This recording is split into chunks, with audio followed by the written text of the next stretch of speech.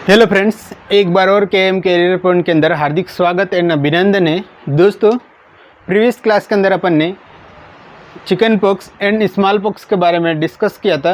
आज की क्लास अपनी रहेगी मीजल्स के बारे में। मीजल्स को अपन रूबियोला के नाम से भी जानते हैं।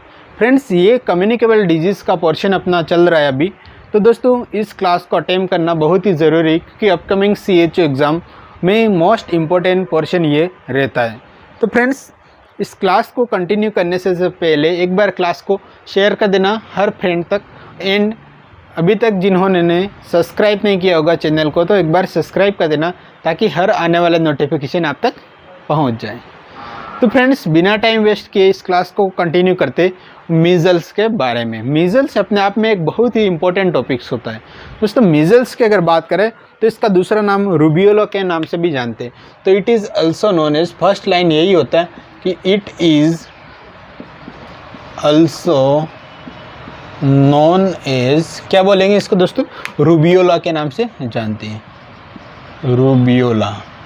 रूबियोला के नाम से जानते हैं। तो ये बात याद रखना कि रूबेला क्या होता है, रूबियोला क्या होता है। रूबेला अलग चीज़ होती है, रूबियोला अलग चीज़ होती है। तो मीजल्स का दूसरा नाम होता है रूबियोला के नाम से जानते हैं।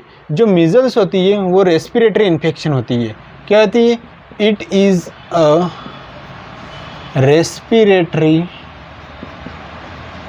Respiratory infection. क्या होती है?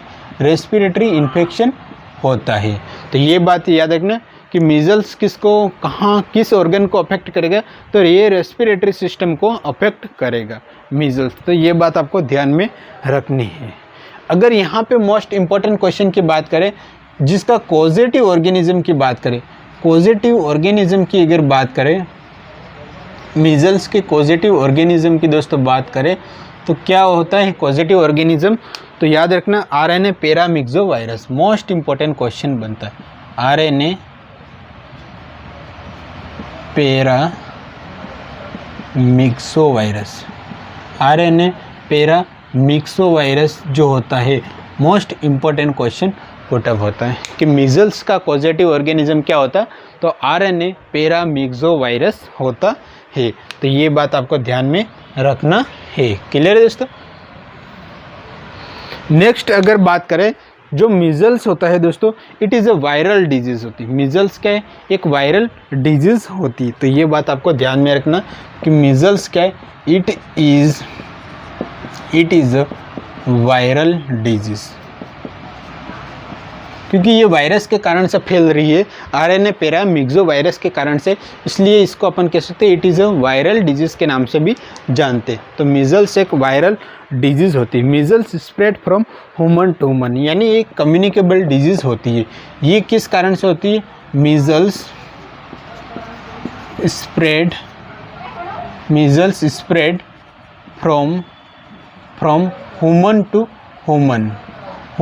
ह्यूमन में फैलेगी। कैसे फैलेगी? ये ह्यूमन टू ह्यूमन में स्प्रेड होगी मीजल्स। तो ये बात भी आपको याद में रखनी। मोड ऑफ ट्रांसमिशन की बात करें, मीजल्स में मोड ऑफ ट्रांसमिशन कैसा रहेगा? तो ड्रॉपलेट इन्फेक्शन के कारण से होगा। कैसा रहेगा? मोड ऑफ ट्रांसमिशन क्या होगा? मोड ऑफ ट्रांसमिशन की अगर बात करें तो किस कारण से होगा? Droplet infection. तो ये बात आपको याद रखनी, ड्रॉपलेट इन्फेक्शन के कारण से। Mode of transmission droplet infection के कारण से ट्रांसमिट होगी। एक पर्सन से दूसरे पर्सन में किस तरीके से जाएगी? तो ड्रॉपलेट इन्फेक्शन मतलब स्नीजिंग करेगा, कफिंग करेगा, स्पुटम के थ्रू या ओरोफेरिंजियल सिक्रेशन के थ्रू, म्यूकोजल सिक्रेशन के थ्रू, सलाइवा के थ्रू। इस कारण से यह डिजीज़ स्प्रेड होगी one person to another person की। ड्रॉपलेट इन्फेक्शन जो होता है वो कितना 50 से लेकर 60 सेंटीमीटर तक कवर करेगा। अगर इस रेंज में कोई व्यक्ति खड़ा है, यानी एक व्यक्ति दूसरे व्यक्ति किस रेंज में 50 से 60 सेंटीमीटर के पास में अगर खड़ा होगा तो वहाँ पे ड्रॉपलेट इन्फेक्शन आसानी से स्प्रेड हो सकता है। तो ये आपको ध्यान में रखना है। क्लियर है दोस्तों? इसके बाद में अगर देखिए, इसका मोस्ट इम्पोर्टेंट होता है इंक्यूबेशन पीरियड्स। अगर इंक्यूबेशन पीरियड्स की बात करें, इंक्यूबेशन पीरियड्स क्या रहता है दोस्तों? First sign and symptom appear होगा। जब भी माइक्रो ऑर्गेनिज्म बॉडी में एंटर करेगा तब से लेके first sign and symptom appear होगा, तो इसको इंक्यूबेशन पीरियड्स के नाम से जानते हैं। तो इंक्यूबेशन पीरियड्स की बात करें तो 10 से लेके 14 दिन का इसका इंक्यूबेशन पीरियड्स होता है। मोस्ट इम्पोर्टेंट क्वेश्चन होता है, 10 से लेके 14 दिन इसका इंक्यूबेशन पीरियड होता है। क्लियर है। अगर इसका मीजल्स सोर्स की अगर बात करें तो ये केस होता है। मीजल्स क्या एक टाइप का केस होता है। नेक्स्ट यहाँ पे अगर दोस्तों अपन ने बात करी है अभी तक कि मीजल्स को अपन रूबियोला के नाम से जानते हैं। क्वेश्चन फर्स्ट, ये एक रेस्पिरेटरी इन्फेक्शन होता है, याद रखना। पॉजिटिव ऑर्गेनिज्म क्या है, मीजल्स का आरएनए पैरामिक्सो वायरस होता, तो ये बात आपको पता होनी चाहिए। मीजल्स एक वायरल डिजीज़ होती है, क्योंकि वायरस के कारण फैलती है इसलिए वायरल डिजीज़ होती है। मीजल्स स्प्रेड कैसे होते हैं, एक ह्यूमन से दूसरे ह्यूमन में स्प्रेड होता है, यानी ह्यूमन टू ह्यूमन। इसको अपन कह सकते हैं it is a communicable disease के नाम से जानते हैं। मीजल्स की अगर बात करें तो मोड ऑफ ट्रांसमिशन की बात करें तो ड्रॉपलेट इन्फेक्शन के द्वारा फैलेगी। अगर एक पर्सन दूसरे पर्सन के बीच में गैप अगर 50 से लेकर 60 सेंटीमीटर का होगा तो आसानी से ड्रॉपलेट इन्फेक्शन एक व्यक्ति से दूसरे व्यक्ति में ट्रांसमिट हो सकता है। अगर मीजल्स के इंक्यूबेशन पीरियड्स की दोस्तों बात करें तो यहाँ पे इसका इंक्यूबेशन पीरियड 10 से लेकर 14 दिन का होता है, तो ये आपको याद में रखना है। इसके बाद में अपन इसको आगे नेक्स्ट कंटिन्यू करते हैं। स्क्रीनशॉट लेना होता ले लेना। नेक्स्ट देखते हैं कि जो मीजल्स होता है, मीजल्स की फेज की बात करें, फेजेस ऑफ मीजल्स की दोस्तों बात करें तो 3 फेज होती है इसमें, prodromal phase, eruptive phase and post measle phase. 3 phase होती है, फेजेस ऑफ मीजल्स। हेडिंग लिखना, फेजेस ऑफ मीजल्स की अगर बात करें, फेजेस ऑफ मीजल्स की दोस्तों बात करें तो इसमें 3 टाइप की फेज होती है। पहली होती है प्रोड्रोमल फेज, प्रोड्रोमल फेज होती है। दूसरी होती है दोस्तों प्रोड्रोमल फेज के बाद इरप्टिव फेज, और तीसरी होती है post measle phase.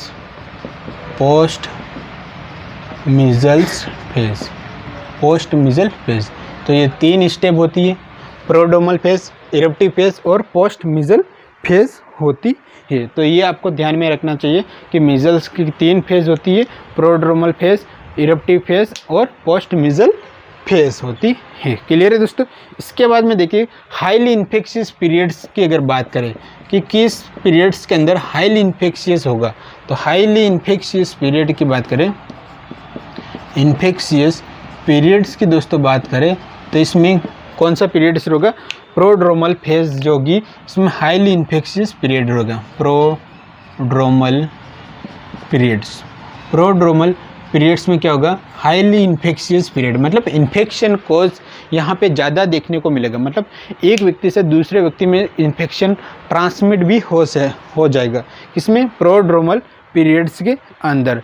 Time of eruption, prodromal period से लेके टाइम ऑफ इरप्शन, ये याद रखना, टाइम ऑफ इरप्शन। इस पीरियड्स के अंदर हाईली इन्फेक्शियस पीरियड्स आपको देखने को मिलेगा, तो ये बात आपको ध्यान में रखनी है। ये भी दोस्तों जिस तरीके से चिकन पॉक्स में अपन पढ़ा था कि ये सिंगल टाइम इन्फेक्शन को कॉज करेगा, तो मीजल्स भी सिंगल टाइम इन्फेक्शन कॉज करेगा and life long immunity provide करेंगे। तो याद रखना जो मीजल्स होता है वो सिंगल टाइम इन्फेक्शन कॉज करेगा, सिंगल टाइम इन्फेक्शन कॉज करेगा। क्या करेगा, सिंगल टाइम इन्फेक्शन कॉज करेगा एंड ये क्या करता है, लाइफ लॉन्ग इम्यूनिटी प्रोवाइड करता है, लाइफ लॉन्ग इम्यूनिटी प्रोवाइड करेगा।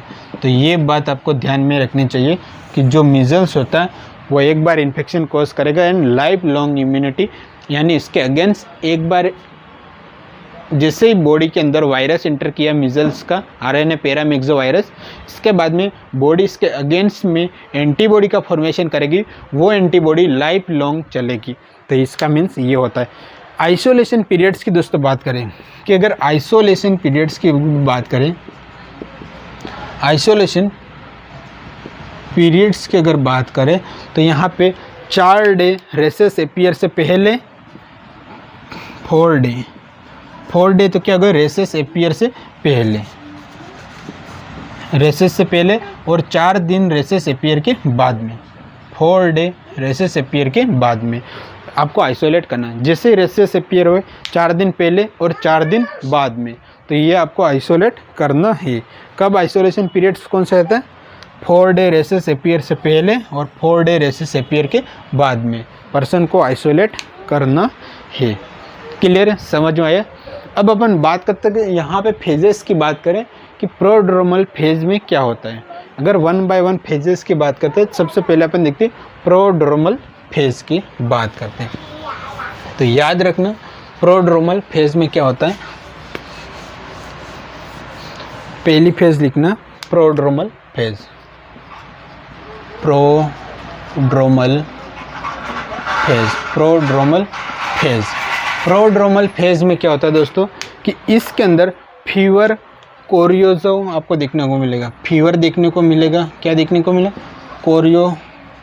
फीवर, कोरियोजो देखने को मिलेगा। इसके बाद में स्नीजिंग देखने को मिलेगी आपको। प्रोड्रोमल फेज में बात करेंगे, फीवर, कोरियो, स्नीजिंग देखने को मिलेगी एंड रेडनेस ऑफ आई देखने को मिलेगी। क्या देखने को मिलेगी? रेडनेस ऑफ आई देखने को मिलेगी। Redness of I and photophobia देखने को मिलेगा। फोटोफोबिया देखने को मिलेगा। किसके बात करें? प्रोड्रोमल फेज में बात कर रहे, fever, coryza, sneezing, redness of eye, photophobia. Photophobia का मीन्स होता है फियर ऑफ लाइट, लाइट से डर लगना, इसको बोलते हैं फोटोफोबिया। एंड मोस्ट इंपॉर्टेंट देखने को मिलेगा कोप्लिक स्पॉट। यहाँ पे आपको कोप्लिक स्पॉट देखने को मिलेगा। क्वेश्चन यहाँ से पुटअप किया जाता है कि कोप्लिक स्पॉट कौन सी डिजीज़ के अंदर देखने को मिलेगा, तो मीजल्स में देखने को मिलेगा। मीजल्स में भी बात करें तो प्रोड्रोमल फेज में आपको कोप्लिक स्पॉट यहाँ पे देखने को मिलेगा। क्लियर है? इसके बाद में देखिए hygiene after invasion of micro organism. इसका मैनेजमेंट कैसे क्या करेंगे? तो हाइजीन करना है, हाइजीन रखना है। Hygiene after invasion of micro organism. जैसे ही माइक्रो ऑर्गेनिज्म इन्वेजन हो गया, अंदर चला गया, तो आपको क्या करना? हाइजीन को मेंटेन करना है। इसका प्रिवेंशन यही होता है प्रोड्रोमल स्टेज में। कब तक करना? Last up to 14 day. कब तक हाइजीन को मेंटेन करना? लास्ट अप टू 14 डे, 14 दिन तक आपको हाइजीन मेंटेन करना। तो ये अपने दोस्तों प्रोड्रोमल फेज की बात कर ली। प्रोड्रोमल में याद रखना क्या क्या सिम्टम देखने को मिलेगा। फीवर देखने को मिलेगा, कोरियोजो देखने को मिलेगा, कोरियोजो, स्नीजिंग देखने को मिलेगा, रेडनेस ऑफ आई देखने को मिलेगी, फोटोफोबिया, और मोस्ट इम्पोर्टेंट होता है कोप्लिक स्पॉट आपको देखने को मिलेगा। इसका मैनेजमेंट क्या करेंगे? हाइजीन मेंटेन करेंगे after invasion of micro organism. कब तक करेंगे? लास्ट अप टू 14 डे तक क्या करना है? हाइजीन को मेंटेन करके रखना है। तो ये आपको पता होना चाहिए। नेक्स्ट दोस्तों इरप्टिव फेज की बात करते हैं। सेकेंड फेज है अपनी इरप्टिव फेज। प्रोड्रोमल फेज पढ़ लिया, नेक्स्ट लिखना इरप्टिव फेज। दूसरी फेज है eruptive phase.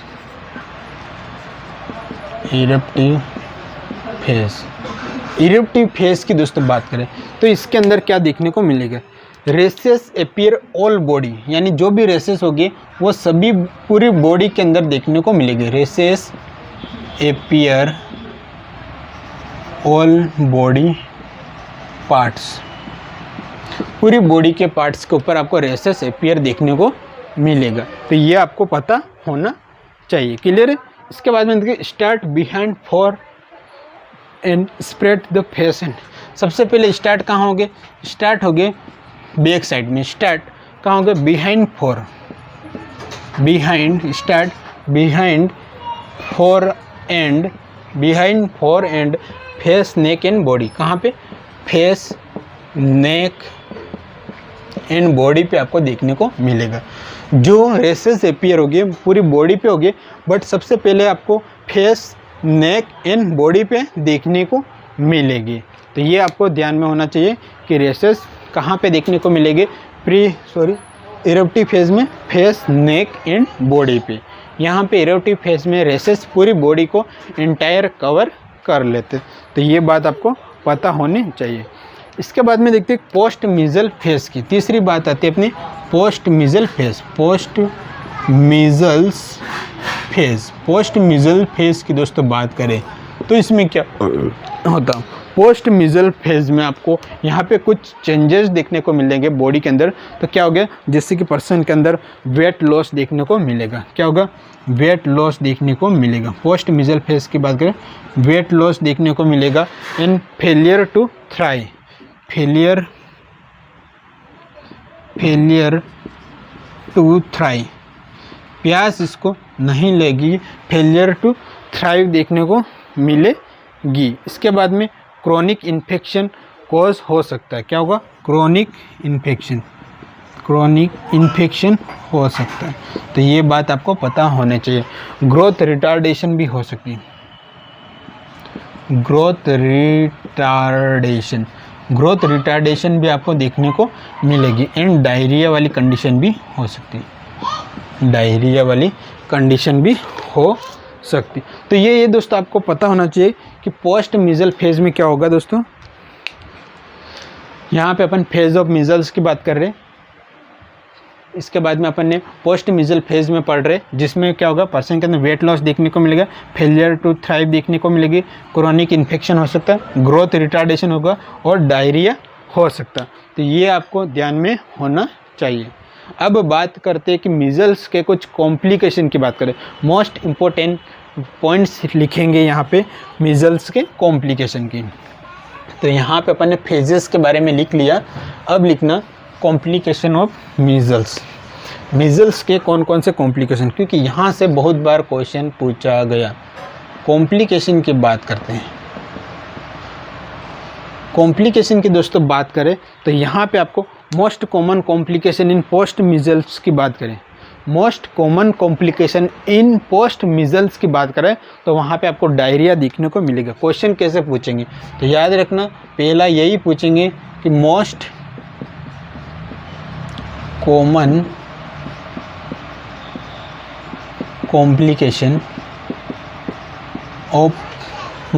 Complication of post measle phase, post measles phase. Post measle phase में मोस्ट कॉमन कॉम्प्लिकेशन क्या देखने को मिलेगा, तो याद रखना डायरिया। कंफ्यूज नहीं होना है, याद में रखना है। मोस्ट कॉमन कॉम्प्लिकेशन इन मीजल्स की बात करें, अगर मोस्ट कॉमन कॉम्प्लिकेशन इन मीजल्स की बात करें तो ओटाइटिस मीडिया। अगर मोस्ट कॉमन कॉम्प्लिकेशन इन मीजल्स की बात करें, इन मीजल्स की दोस्तों बात करें तो इसमें क्या होगा, ओटाइटिस मीडिया, ओटाइटिस मीडिया देखने को मिलेगा। तो ये बात आपको ध्यान में रखनी है, ओटाइटिस मीडिया। अगर यहाँ पे सीवियर कॉम्प्लिकेशन की बात करें, सीवियर कॉम्प्लिकेशन की अगर बात करें तो यहाँ पे न्यूमोनिया देखने को मिलेगा। Severe complication of measles, severe complication of measles की बात करें तो क्या देखने को मिलेगा, न्यूमोनिया। टर्मिनोलॉजी ध्यान में रखना, तीनों वर्ड्स अपन अलग अलग लिख रहे हैं और तीनों का कॉम्प्लिकेशन अलग है। लिख रहे मिजल्स के कॉम्प्लिकेशन, बट यहाँ पे अपन ने तीनों की डेफिनेशन अलग अलग लिखी एंड कॉम्प्लिकेशन भी अलग अलग लिखा। तो ये बात आपको ध्यान में रखनी चाहिए। एक होता है मोस्ट रेयर कॉम्प्लिकेशन की होता है, लास्ट एक क्वेश्चन बनता है यहाँ पे कि मोस्ट रेयर कॉम्प्लिकेशन की बात करें,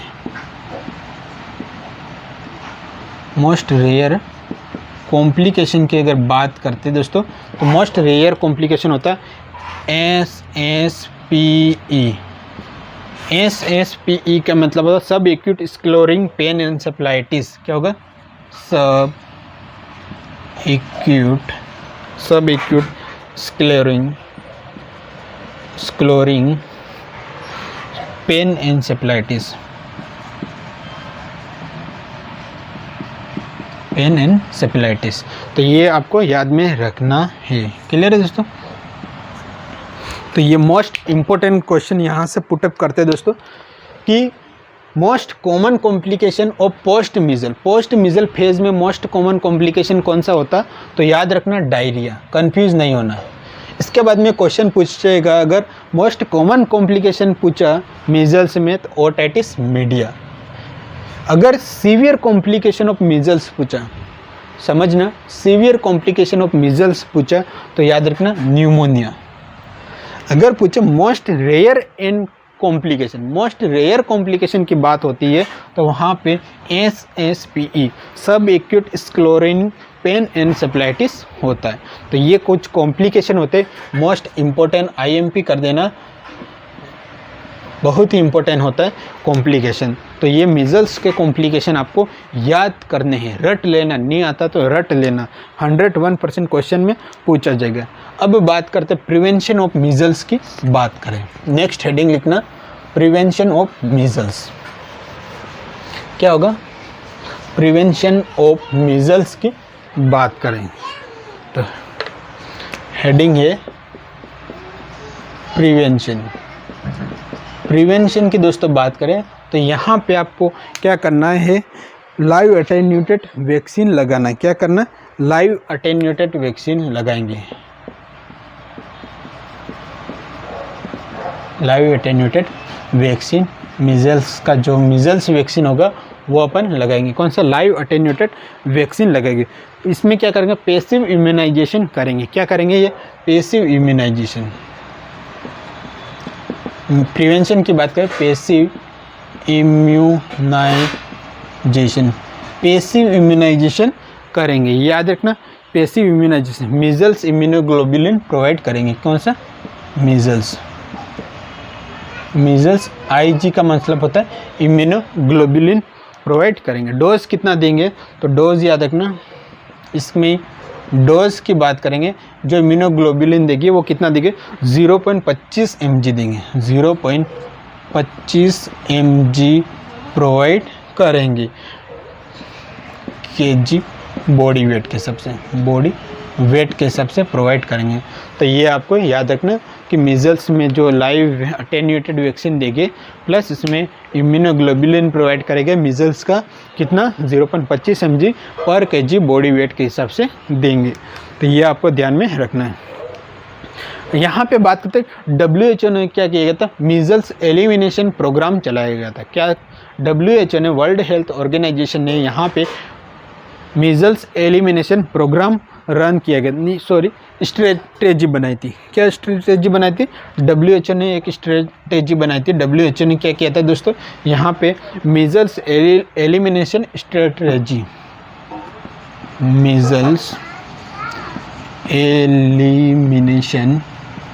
मीजल्स एलिमिनेशन स्ट्रेटेजी बनाई थी। मीजल्स एलिमिनेशन स्ट्रेटेजी थी जिसके अंदर क्या था? कैच अप, कीप अप और फॉलो अप। यहाँ से भी क्वेश्चन पूछा गया है। क्या होगा? पहला कैच अप, दूसरा कीप अप और तीसरा फॉलो अप। ये एक स्ट्रेटेजी बनाई थी। किसने बनाई थी दोस्तों? WHO ने बनाई थी। कैच अप, कीप अप और फॉलो अप। यहाँ से पूछा जाता है, एक्सेप्ट करके पूछा जाता है कि इसमें से कौन सा स्ट्रेटेजी नहीं है। तो याद रखना, ये तीनों तो होती है, कैच अप होता है, कीप अप होता है और फॉलो अप होता है। इसका मीनिंग्स क्या होता है इसके बारे में अपन समझते दोस्तों। यहाँ पे कैच अप का मीन्स होता है टू गैदरिंग ऑल चिल्ड्रन, जो टू गैदरिंग ऑल चिल्ड्रंस, जो 9 मंथ से लेके 14 मंथ ऑफ एज वाले होते हैं। कौन से? 9 से लेके 14 मंथ वाले एज हो गए, वो सभी चिल्ड्रन यहाँ पे आपको वैक्सीनेट करवाना है। क्या करवाना? वैक्सीनेशन करवाना है। कैचअप में क्या करना? टू गैदरिंग ऑल चिल्ड्रन, 9 से लेके 14 साल वाले जितने भी बच्चे होंगे सबको आपको वैक्सीनेशन करवाना है। कीप अप का मीन्स होता है रूटीन वैक्सीनेशन कॉन्टैक्ट। क्या होना चाहिए? Routine vaccination conduct, routine vaccination conduct आपको करवाना है। क्लियर है? जिसके अंदर फर्स्ट डोज होगा, जो फर्स्ट डोज दोस्तों होगा, फर्स्ट डोज की अगर बात करते हैं तो वो आपको 9 मंथ में देना है। कब देना है? 9th मंथ में अपन प्रोवाइड करें। सबको पता है कि जो 9th मंथ होता है उसमें आप फर्स्ट डोज देंगे, और सेकेंड डोज जो होगा, सेकेंड डोज जो मीजल्स का होगा वो कब देंगे? 16 एंड 24 वीक, 16 पे देंगे और 24 मंथ पे आप प्रोवाइड करवाना है, 24 मंथ पे। ये आपको याद में रखना। फॉलो अप का मीन्स होता है दोस्तों, फॉलो अप में लिखना कि those childrens are not vaccinated, जो बच्चे रह गए वैक्सीनेटेड किए बिना, those children are not vaccinated. ऐसे बच्चे जो वैक्सीनेटेड से रह गए तो उन बच्चों को क्या करना? वैक्सीन प्रोवाइड करवाना। वैक्सीन को क्या करना? कैंपेन करना, वैक्सीन प्रोवाइड करवाना। तो ये बात आपको ध्यान में रखना है। क्लियर दोस्तों? तो समझ में आया होगा कि मीजल्स, WHO ने, वर्ल्ड हेल्थ ऑर्गेनाइजेशन ने क्या कहता है, मीजल्स को एलिमिनेट करने के लिए एक स्ट्रेटेजी का निर्माण किया गया था, जिसमें कैचअप होता है, कीप अप होता है और फॉलोअप। कैचअप का मीन्स होता है कि जितने भी बच्चे होते हैं इनको आपको क्या करवाना? मीजल्स वैक्सीनेट करना है। कीप इप का मीन्स होता है रूटीन वैक्सीनेशन कंडक्ट करना, यानी आपको इम्यूनाइजेशन शेड्यूल के अकॉर्डिंग रूटीन वैक्सीनेशन प्रोवाइड करवाना। फर्स्ट डोज जो होगा 9 मंथ पे अपन लगाएंगे, सेकेंड डोज होगा 16 से 24 मंथ में लगाएंगे। तो याद रखना ये दोनों डोज। फॉलो अप का मीन्स होता है कि जो बच्चे वैक्सीनेशन किए बिना रह गए तो उनको क्या करना? वैक्सीनेशन करवाना।